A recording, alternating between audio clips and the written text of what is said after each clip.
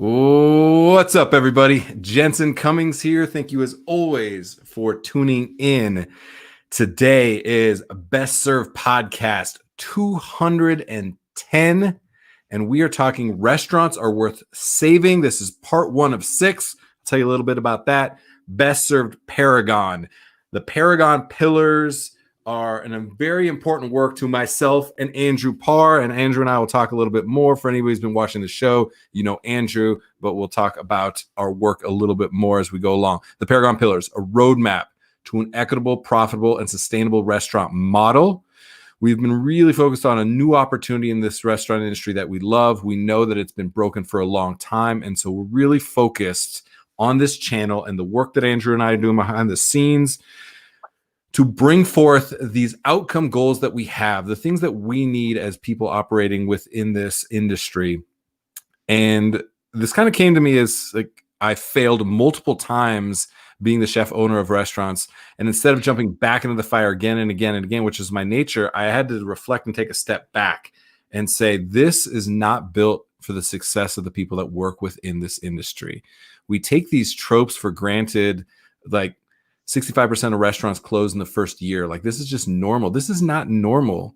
This is something that we need to really reconcile now, that 73% turnover rate and the average age of people in the industry. And so I was just thinking about, like, what would it be like if we were in an industry where the norm was for 65-year-old line cooks to be getting ready to retire because they put in 45 years on the line, and we invested them to the point where they could pay for the 2.5 kids to go to college and the gold watch and the pension, all of these things that are kind of the American dream that for some reason we don't actually get to be a part of, not in the long term. And so Andrew and I really wanted to kind of focus on this. And there's 2 pillars, 2 outcome goals that we have. Number 1 is for us to have a 75% employee retention and satisfaction. This is inverting the 73% turnover rate of churning through humans in this industry.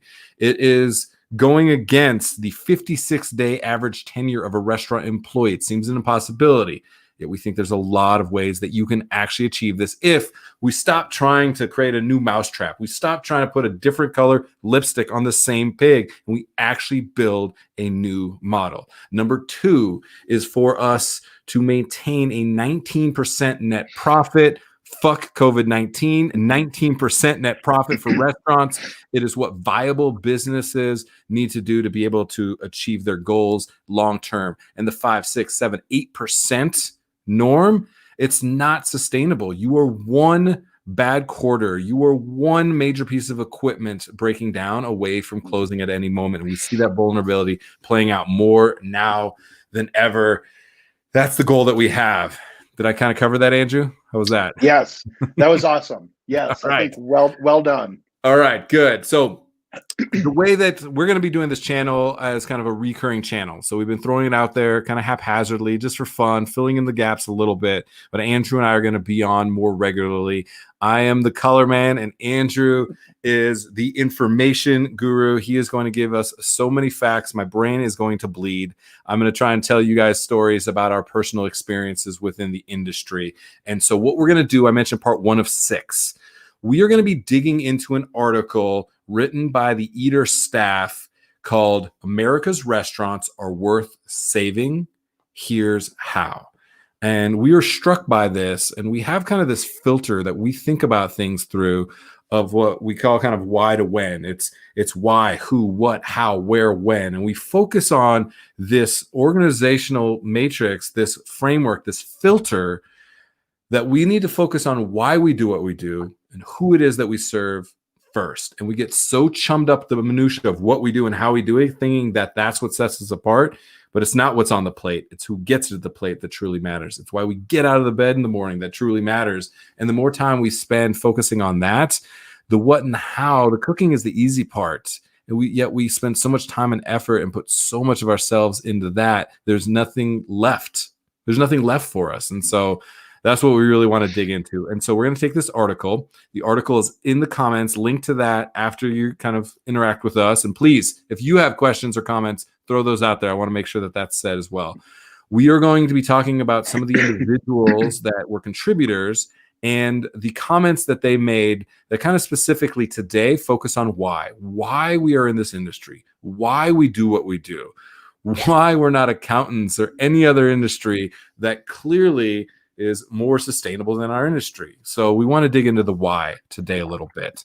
And so I want to give it to Andrew to kind of give you a synopsis of this article itself and kind of why we were so struck by it and why we decided to dedicate kind of the next 6 parts of this episode. Why today, then who, then what, then how, then where, then when. And we'll focus on those little micro segments of what it takes to kind of achieve this Paragon Pillars model. So tell everyone, Andrew, the article itself, kind of what can people expect from that when they go check that out after the show? I think one of the great things about this article is that it really shows 23 different people's point of view, their own perspective, and it's not another burn it all down article. It really takes it from the point of view of, like you said, yes, we need to put something new on the table to move forward in a viable way. But it wasn't just like, let's lay it all bare and abandon it. It was really some thoughtful pieces from a lot of different contributors talking about their individual point of view and why they thought it was important, and a little bit of look into the how of getting it done, as opposed to just, hey, it has to change, and here's the end of the article. Has to change. Yeah, I think they did a good job too of pulling people from different angles, from different elements, from different parts of the industry with different backgrounds. And so I think that was good. Today, we're definitely focusing a lot on kind of the chef side. I think maybe chefs get too much attention in the whole system, yet they really are kind of the epicenter of driving a lot of the strength and weakness within this. I speak from a lot of experience myself. And so we wanted to kind of touch on just these different elements. So basically, Andrew, like, we're going to throw quotes up there. We're going to talk about some of these quotes. You have a lot of additional research that you've done on some of the numbers that contextualize some of this information. And so we're just going to get into it, everybody. We're going to start there. So Samin Nasrat, kind of for us, well, I wanted to throw the whole quote up there. And so just kind of like let people know what Samin says, and let's like dig into that a little bit. Yeah, absolutely. So the quote is, I think a fundamental thing about cooks and chefs is that we want to be generous, yet the business doesn't allow for that. And, I think you can look at it from a couple of different ways. I mean, one certainly is that when you look at restaurant margins, and as you talked about, trying to get from 5, 6, 8% up to 19%, the reality is that a lot of chefs and a lot of restaurants in general are just limited by what they can do with a plate based on the availability, the expense, the cost. And that's a little bit of a whole new world that we're getting into right now, as far as where along the supply chain are there going to be hiccups and hurdles, and are those going to cause cost increases for what would be a regularly available menu item or ingredient. And then the other thing that really plays into this is that we all know that the chefs, owners, restaurants are always being asked, and we're glad that they are, but always being asked by charitable organizations, can you donate your time? Can you donate your food? Can you put together an event for us? And the reality is that nobody goes to a home builder and says, hey, can you donate $4,000 worth of sheetrock to this event? Yeah. Right. And this is something that's asked of us, and because we are so ingrained in the community and want to help, we hang it out there, and we do everything we can with as many events as we possibly can. But sometimes we've got partners up channel who say, yes, if you can provide us with a 501c3, we can donate some of what you're using. Yep. But that's not always the case. And that core of generosity is really challenging, because that's where we all come from, and it hurts to not be able to do that. Oh, man. Yeah, I didn't even think to go directly to the charity side of it. Look, And real quick, I dropped another link. So as we're talking about each of these, there's other links that we found that add more depth and layers and more information. There's a New York Times article that talks about the generosity of kind of the culinary community. I think it's important. So yeah, I want to go there. We have a fundamental thing about cooks and chefs that we want to be generous. I think this is really, really important. You know, we are kind of that band of rebels, Island of Misfit Toys, Pirates on the Pirate Ship. You hear me say it so many episodes. Because it's true, like we find our tribe, and I remember finding my tribe when I was 17 years old, going to my uncle's restaurants, washing dishes, and being like, "This shit is crazy. These people are as nuts as I am," and feeling very comfortable in the chaos, enjoying that chaos. And I think a lot of people have that experience, and so I think when then we think about that and we say, "Well, are we generous?" Because we're kind of just a little bit off our rocker, and we are so generous. And you mentioned the charity work angle of it. We're the first to say yes. I think of this moment right now. I am blown up every single day by people that are unemployed still, that don't know what to do, that haven't gotten unemployment to this point, that are trying to figure out how to navigate not having a job, being vulnerable, not knowing what to do next. And in the very next breath, they're asking me, where can I go donate my time? These are like hard times for a lot of people. And then people are saying, where can I donate my time?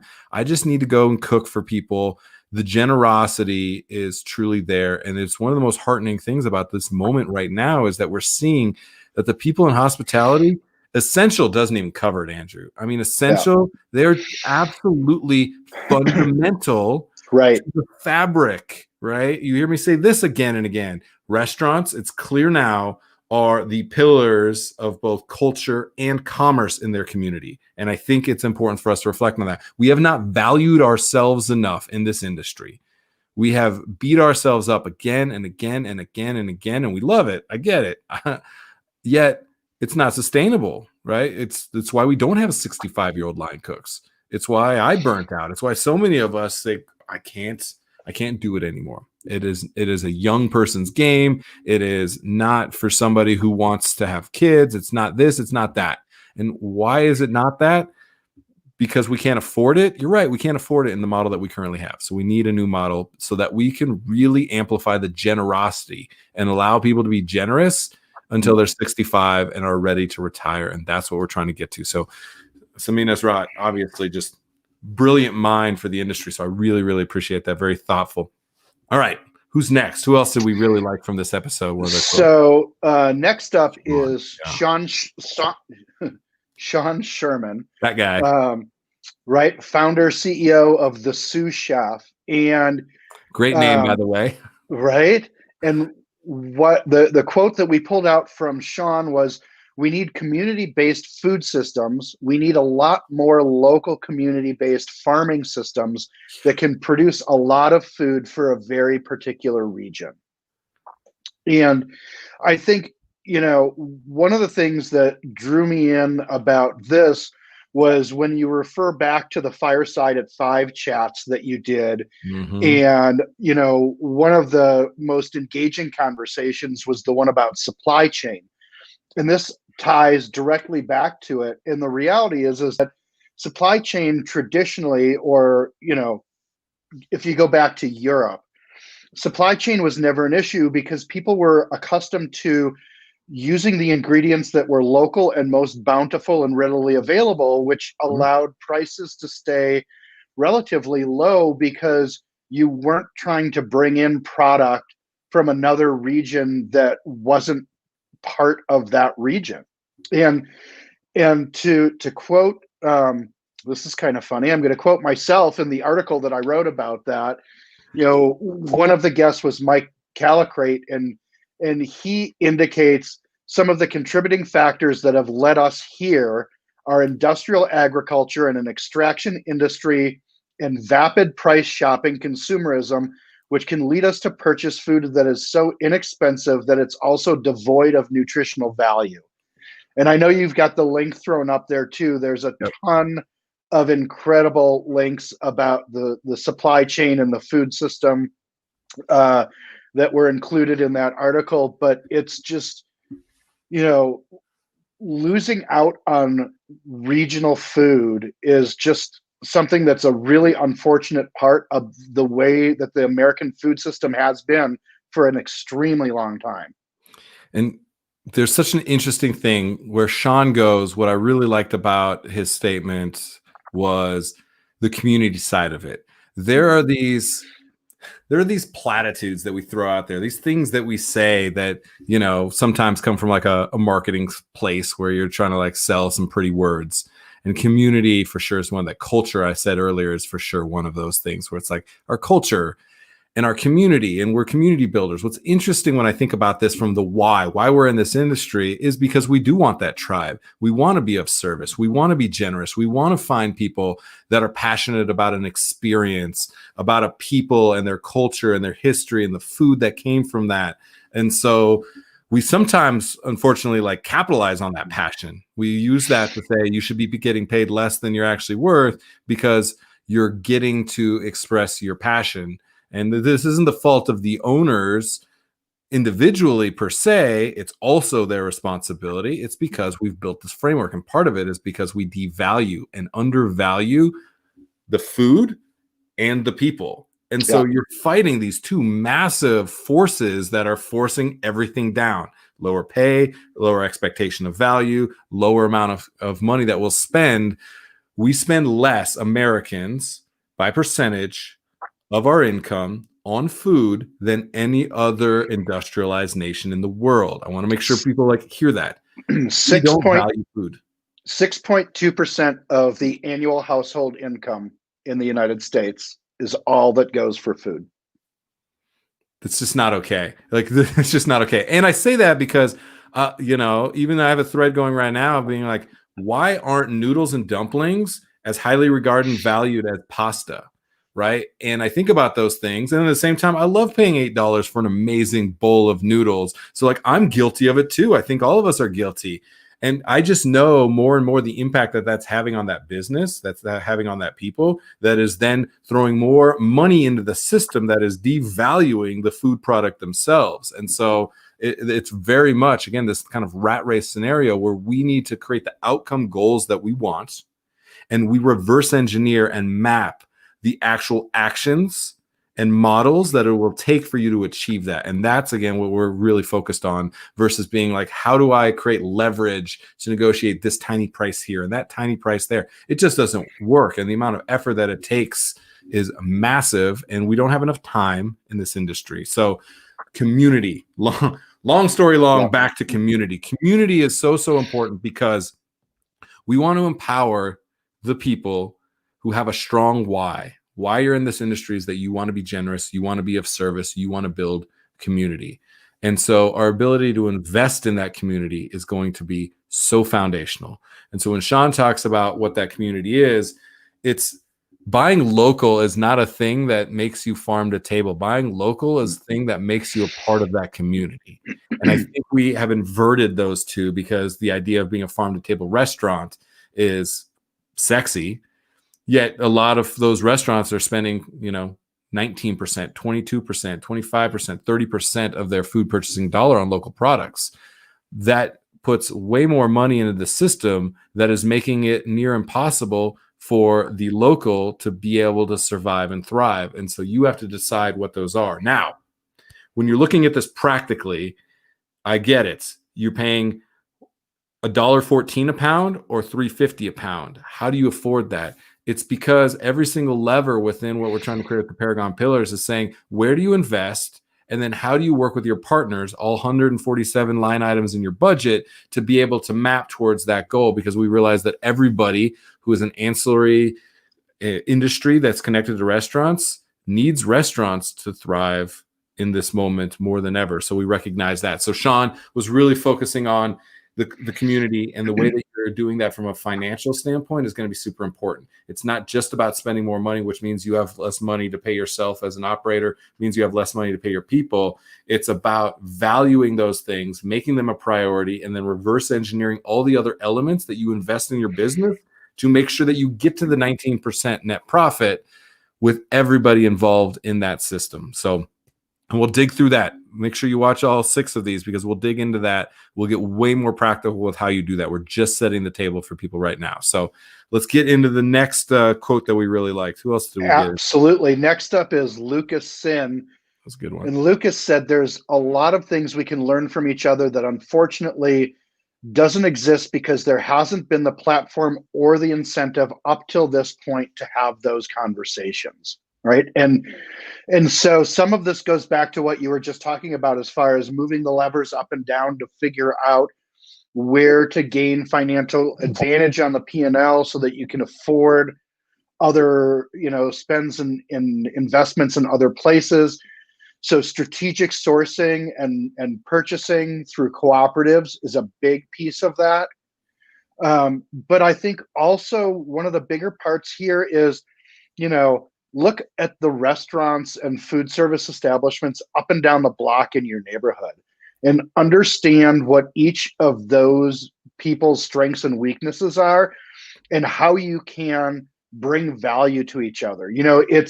It's very common in the hotel business when, the front desk manager comes in every morning and looks at the star report and then starts calling around to the other 5 or 6 hotels in their comp set and says, what's your occupancy today? And what's your, average room price? And that's something that's been part of the hotel business for a very long time. It's expected and people cooperate and share that information. But that's not really been a part of the restaurant business. I mean, sure, if you have a restaurant that's in some city's theater district, maybe, you'll walk up and down the block and see if everybody's starting to get busy or what the flow is. But to actually build those relationships and be able to share information in a valuable way that allows both businesses to move forward for the benefit, again, of the community as a whole is really something that has just now started and needs to be a bedrock and continue moving forward. I love this. You just got me thinking about grocery stores do the same thing. People from other grocery store chains go and have price checkers, and they just allow it. They let them know I'm from King Supers, and the other person's like, I'm from Vaughn's, and they're in there literally price checking to make sure that they are kind of controlling and understanding the market. We don't do enough of that. So learning from each other, I think, is super key. We get so stuck in our 4 walls, our bubble, our blinders, and because again, we're just trying to get the next plate out. We're just trying to get the next turn of tables. We're just trying to focus on the guest. And there's strength in that. Again, everything we're talking about, Andrew, always is such a polarizing thing because it's strength and weakness in the same breath. It very much is. Our ability to focus only on the guest, only on this plate is absolutely a strength. Yet if we as a team then, or as a business, or as a community, or as an industry cannot take a step back and be more strategists, less tacticians, and be able to have a 1-year, 3-year, 5-year plan, these things that all other industries have that we really, really struggle with because we're just trying to get through this service. We're just trying to get through this week. We're just trying to get through this month, this quarter, whatever it might be. And we don't have time to worry about anything beyond what's right in front of our nose at that moment. And so because we're so instant gratification too, we feed on that energy. We like that chaos and the ability for us to adapt in the moment and overcome strength. Yet it makes us vulnerable to just being chummed up in the minutia of what you do and how you do it, and not being able to have that more global, or again, your neighborhood or community picture, and be able to utilize that and capitalize on that as a strength from learning from each other. I think is so important. Some of the best operators I know have that strong network. I think of Vaughn Dugan and Rocco Mangle, right, who have talked about how just I'll give him a call and lean on him. Vaughn Dugan's got a couple restaurants in Florida. Rocco's got 8 restaurants in Florida, 1 in Brooklyn, Rocco's Tacos and Kapow Noodle Bar. Just for context for people, if you want to check those guys out. And it's so valuable for them to be able to have that interaction, that banter. And Rocco even mentioned that he'll have other people that reach out to them that are going to open a taco place within a 5-mile radius of him. He's like, good. Here's the ways that you should do that better, because I'd much rather people are going to you And it's that scarcity survival mode mindset. I could talk about this again and again and again. We need to shift our mindset away from being scared of closing, and that's a reality. Yet if we can get into that abundance mindset, that growth mindset, that invest mindset versus these scarcity or cut and control mindsets as well, we have a real opportunity. So I really appreciate Lucas highlighting that, because we have a massive need and opportunity in this moment to learn from each other. And we're fighting over what we think is these table scraps, that we're trying to outcompete the guy next to us. Yet what we need to be doing is lifting each other up so that we have an opportunity to actually level up and not just have this race to the bottom, because that's what it feels like for a lot of restaurants, for a lot of the people working in restaurants. So why we do what we do is to build that community. And if we actually build community and not use that as some slogan that we're fighting each other for those butts and seats, we actually invest in the community, there's a real chance there. Appreciate that. I love this, man. This is great. Right? All right. Who else we got? All right. So we've got Keith Corbin, who says, we're missing a whole flavor profile of food by keeping chefs or a culture of people at a lower level where they're not able to bring information and knowledge to this industry. And I think that, one of the really great ways to look at this in a real world setting is think about all of the people that you put in charge of making family meal, or look at all of the people that bring in family meal from something that is, culturally significant to them, a family, a true family recipe. And, understanding, of course, that meal may not have place to be represented on your menu based upon what your menu looks like and what your concept is. But wow, think about the passion and the food memories, and again, the community and the family that type of cooking brings. And why not turn those people loose on a menu development piece for something that does fit the menu? Because if they can execute at that level for something that means so much to them because it's part of their family history, what kind of impact could they have when putting something together for the menu? I am so compelled by this part of the conversation. In this moment, there's so much strife around social injustice, around race issues, around inequality, around so many factors that are fundamental to the way that people are trying to navigate their day in and day out lives. And restaurants are like a microcosm of this. Once again, strength and weakness. If you can hustle and grind, you're in. You can be a part of this industry. I don't care if you're studying to be a lawyer, or you have a record, or you came from another country. Let's go. If you can hustle and grind, we want you to be a part of it. And at the same time, we then see that where we focus the people that are allowed to speak for us, that are allowed to be leaders within the industries, that media highlights, all of these things, it starts to be a more narrow and narrow and narrow focus. And so, like I mentioned, I have a thread going right now on Facebook that asked about the value and reverence that's given to, say, Asian noodles versus Italian noodles. And for me, it's very personal. I grew up, with a Japanese grandmother. And so these things were always a part of our lives. There was always noodles and a pot of rice always going. The rice cooker was always on and had rice. And a lot of people don't have that experience. And so I see where people that are just as talented, that are hand pulling noodles with quality ingredients, flawless, masterful technique, amazing flavor, that can charge $8-10 for a bowl, when a beautifully made gnocchi or tortelloni can grab you $22. And so there's this disparity there where we're missing out on highlighting and revering the people that just have that quality in them that want to share it. And this is why I'm a part of this industry, because I know that every experience, every time I've traveled, every time I've eaten with somebody who looked different than me, sounded different than me, thought different than me, and I sat at a table with them and experienced food back and forth, I know them. Like, I know people more by what they eat and drink than anything else. And so this is the opportunity that we are either having or missing out on. And I so want people to have that. When there's things like Black Lives Matter going on, and we've, blacked out the show before, and we've given the platform to, Adrian Miller to talk on it.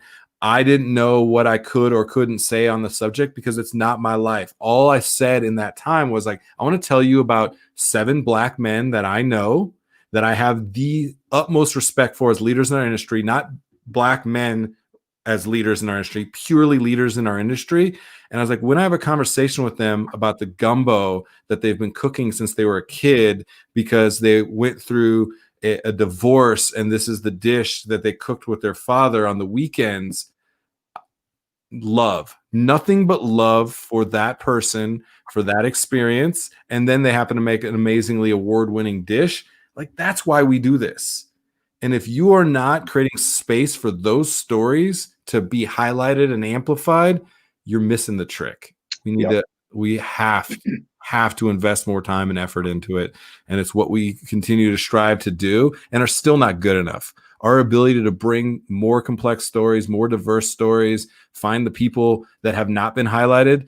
At Best Served, 210 episodes every single day on since March 18th. We're still not doing a good enough job of it. We are still not highlighting enough of what we call unsung hospitality heroes. So that's why I want to keep hustling. We need more of it, and I really appreciate it. So, all right, let's keep rolling. This is great. Yeah, absolutely. So next up is Bun Lai, and this really actually ties back into what Sherman said earlier, and it really kind of goes to demonstrate how even as things are separated out into various categories or concerns, everything still lives in the same ecosystem and has an effect on back and forth.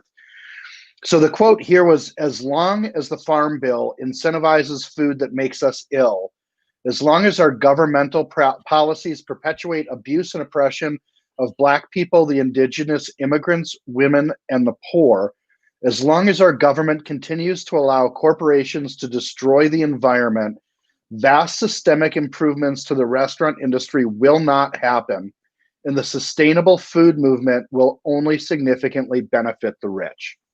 And I think, again, this really ties back to the conversation that we had about supply chain and sourcing food and understanding, regenerative farming and circular agriculture. And, one of the things that I heard during the course of that conversation that was so impactful was the civilizations that destroyed their soil are no longer.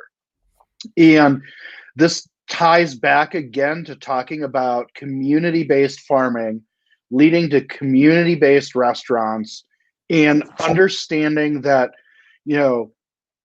eating will always be one of the best parts of traveling, right? Because if we are really farming the right way, if we are really community-based, then, I shouldn't be looking for shrimp and grits in Denver necessarily. I should be really looking forward to a trip to New Orleans to enjoy shrimp and grits, and understand that I'm eating that meal from the community and from the micro ecosystem that those ingredients are really coming from.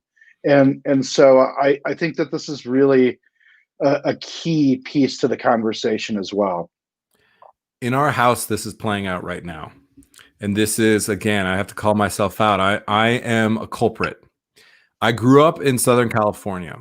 And in Southern California, everybody has some kind of fruit, tree, bush, something growing in their yard.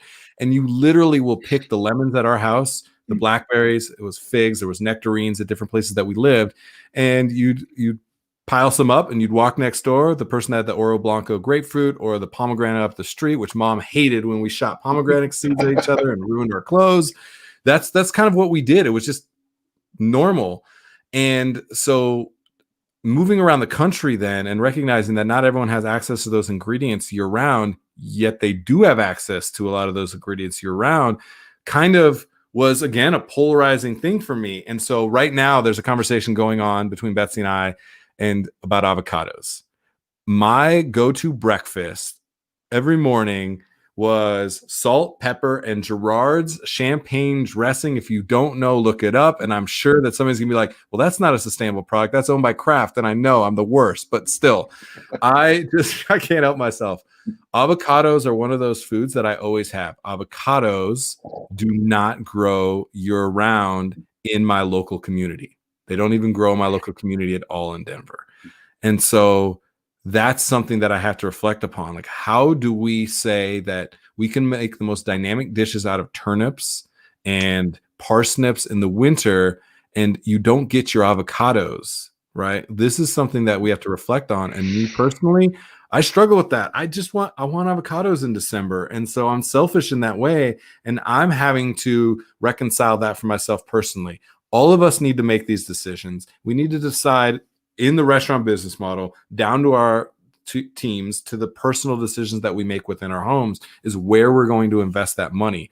Literally today, before we get on the show, we're also having a conversation right after we get done with this. What time are which farmers markets open till, so that we can get to them before, and what are we going to have for dinner tonight? And so it's not going to be an easy decision. It's not going to be a clear-cut decision. It's going to be a roadmap towards something. We're mapping towards something. And those are the decisions I want to make more and more and more of, so that, you know, the shrimp and grits dish becomes the iconic barbecue of Colorado for us here in Colorado, of how do we make lamb and bison as synonymous with the quality of barbecue as brisket is in Texas and burnt ends are in Kansas City. These are the type of conversations we want to kind of go towards. And this is what I appreciate about Boone's comment. So, all right, we got a couple more. Right. So we've got Pack Small, who says, start working towards a more inclusive environment that takes care of mental and physical health. Shit. And, you know, this has been an ongoing conversation that now absolutely needs to be ongoing action, right? I mean, there's a study out there that was done that says, out of the chefs that were surveyed for this study, 73% of these chefs said that they suffered from at least one mental health challenge, at least one, right? And you know, the reality is that prioritizing health and wellness is going to not only be better for the individual, more sustainable for our industry, but bottom line also, it improves staff retention. People are going to have a longer career and a longer time with your individual business if they are healthy, and healthy in a completely comprehensive way, not just physically healthy, but physically and mentally healthy, 360 degrees. That number is even low to me, that they said that at least one. That's if they understand how to name it and diagnose it. Been something we all struggle all the time in this industry. You are beating your body up. You are emotionally putting everything of yourself into the work, into the people, into the experience, into the dish, and we leave almost nothing for ourselves. And once again, it's strength, our ability to be so empathetic in those moments, to be able to give all of ourselves, is such the greatest human trait I can imagine. Our inability to keep anything for ourselves, to always put a smile on because it's part of your uniform, like these different things that, again, we just leave nothing for ourselves. We are so good at taking care of the guests. We are not that good at taking care of each other and ourselves. And we also we have this tough guy mentality. I remember working 70 hours a week, every single week for a decade, because that's the hustle that I was going to put in to be able to be what I thought I was supposed to be. 7-year span almost that I didn't take a single sick day, because I wanted to be the good guy to let other people take off those days, to cover their shifts, to do whatever I had to do. Yet I was just perpetuating the same idea that this is the only way to exist. This is the only way that you can be the chef owner. And so we have to reconcile that once again, me personally, and you, and all of us. And I think this mental health is also something that potentially exudes weakness. And that's not what it is. Like, I want to find ways, and there's people out there that I think are doing this. I think of Patrick Mulvaney out in Sacramento that talk about, they just have like quick check-ins and mental health check-ins. And it's almost like you're doing pre-shift. And I was like, oh, I like that. Like, let's do the things we already do really well and make those things also inclusive of the things that we don't necessarily want to talk about. Just make it matter of fact. What did I call it? Mental health mise en plots. Like, let's just set our stations, and inclusive of that is like, are you good? Not just your station, but are you good? Because if we show that vulnerability in that moment, it allows your team to lift you up. And there's going to be a moment where you need to lift them up as well. And so I think opening that up, I think, is vastly, hugely important. Mental health does not mean that you're weak. It means that you're a goddamn person. And sometimes you need to check in with yourself and each other and just like make that just simple. We're 86th on this, low call on this. Make sure you taste some of the new wine. Here's the feature today. We're focused on this farmer and this, and here comes the Colorado leg of lamb barbecue dish with the roasted Palisade peaches. That's the check-in, and then you say, and who's good? Who had an issue with a financial issue this week? Well, you know what? My car broke down and I had to drop in. You good? Do you need a float on your next check? Because we got you. Like, I think bonuses are coming. I don't know where I'm going with this, Andrew, but I feel like there's something there that we need to pull at. Just make it boom, boom, boom, boom, boom, and people just like, it becomes normalized. Like, you practice like you play. We just have those conversations matter of factly, and people go, "Yeah, I had a shit day as well. Cool. Let's find a way through it. I got your back, you got mine, and let's like dig into it even deeper if we want to have a further conversation about it." And people can just like let that moment, let it off their chest so they can be brilliant for the rest of that shift. So appreciate absolutely that. And I think there's one of the bigger parts of that conversation too that you touched on is, we have to lay it all out on the field, as it were, for the guest, right? And we've all been told, leave your shit at the front door, don't bring your baggage in with you. We've heard that so many times, but the reality is, bring it in, let's unpack it as a team, and then we can still go on stage and do the show every shift that we're expected to do, because we've actually dealt with what's going on behind the scenes. Yes.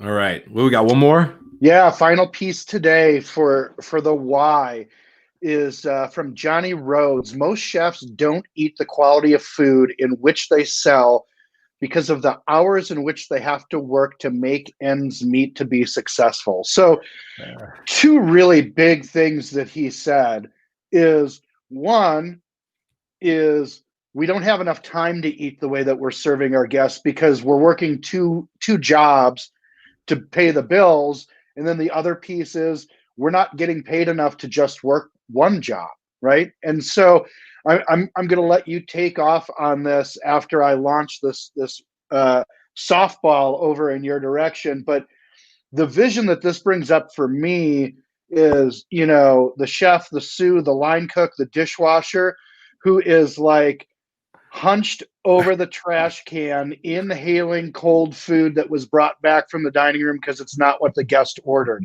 And at the same time, these are people who are, cooking for VIPs, whatever your restaurant determines a VIP, every single day, day in and day out.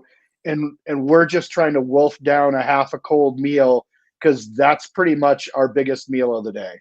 Like jumping out of my skin over here. This is one of the most hilariously sad things in our industry. How many meals have I eaten cold standing up off of a pie tin, shoving random bits of random dishes into my face, not eating enough during the day because I'm tasting sauces, I'm tasting this, I'm tasting that. So I think I've inundated myself with like sensory overload, yet I haven't actually nourished my body. the new restaurant diet is a real diet. I lose weight every time I opened a restaurant. I would lose weight. I'd be svelte because I was sickening myself by not eating enough food and running up and down stairs and never stopping for a moment. And so, or servers, right? Like descending on the plate in the back of house, you know, and then cooks making fun of them, being like, oh, don't you guys have guests to take care of? And like, there's this, you know, this animosity that's brewing because we're starving. Yeah. We are feeding people and we're starving because we don't take the time to like nourish our bodies. I think it's fucking crazy. And it is so real. And we became a caricature of ourselves. Like it was laughable. And so this is something so important. One thing I want to touch on, and then we got to wrap up. It's a long episode, but really good episode, is I remember Christopher Bennett at row 14. Speaking of amazing Black men who are fundamental leaders in this industry, Christopher Bennett, aka 3-2, an amazing MC as well, a gentle giant. I had a rule that whoever the chef was always cooked personally for the dishwasher and nothing left over, because the dishwasher, most important person in the building, their work touches every single guest. And it was so important for me because it was a moment that you could slow down and just, again, like feed somebody on your team. And of course, all the other cooks were jealous. Christopher Bennett took it to the next level where he was the one who had that award-winning gumbo and stuff, would just cook like the most phenomenal dishes for the dishwasher, where a couple times, and now, of course, I'm losing what those dishes were, but I remember being like, we should put that on the menu. Like, that is amazing. And so I always really, really appreciated that there was at least that moment that you could slow down at the end and not pick up the leftover piece of fish and throw it on some random rice or something and call it a dish, but really be thoughtful in that moment. And it felt like there was hope. I don't know. It just felt so good to me always. And, I threw that rule down as like this rigid rule, yet Christopher Bennett, unlike anybody else, made it just this very personal, intimate moment. And so that's the inverse of it. Like, I want to see more of that we take feeding each other as the highlight, just like Family Meal. And Family Meal, I think of now Debbie Gold, who would rip you apart more if you made a half-assed Family Meal than if you put out a subpar plate during service. It was more important to her at 40 Sardines when I was working there that you put the love and attention and detail, even though you had no time and your station wasn't set yet and we were about to do 200 covers, you had to put out the best Family Meal. And so I think that's an important thing that we kind of overlook. We kind of joke about the fact that those cooks are hunched over. Last thoughts, Andrew. This was amazing. Yeah, I think that this is a great tip of the iceberg. Episode 1 out of 6. We're going to go through that article and pull out specific things that people had to add that tie directly to, the why, the who, the what, the how, the where, and the when. And I think it's a great compilation piece that Eater and their staff have done, and it's a great place for us to center our conversation around. Yes, I love it. All right. Once again, Best Served Podcast 210. Restaurants are worth saving. They're worth saving. The end. This is part 1 of 6. Tune back in on October 5th, 2 p.m. Eastern, noon Mountain, 11 a.m. Pacific. We will be back with installment 2, and then it'll be coming weekly through the rest of it. And you can count on Best Served Paragon being an ongoing channel where Andrew and I are talking about the Paragon Pillars and the work that we're doing therein, and kind of that framework and filter to be able to kind of look at what's happening around the industry and how we build this out. So I'm excited about that opportunity. Thank you, everybody, for allowing us a long episode. We really wanted to set the table today, and this was amazing. So once again, we appreciate you all for tuning in.